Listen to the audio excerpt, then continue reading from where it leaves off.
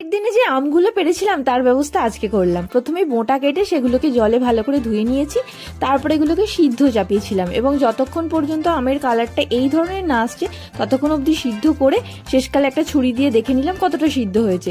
ঠান্ডা হওয়ার পর সেটার থেকে কাঁধ বার করে তার মধ্যে একটু আদা কুচো, লঙ্কা কুচো এবং চাট মশলা আর বাড়িতে ছিল ওই আমচুর পাউডার, সেটাও হালকা বিট নুন দিয়ে, এবং হ্যাঁ অবশ্যই গাদা চিনি দিয়েছি কারণ আমাদের গাছের আম প্রচুর টক, এর পরেও টক ছিল, তো সেটা দিয়ে মিক্সচারটা বানিয়ে নিয়েছি।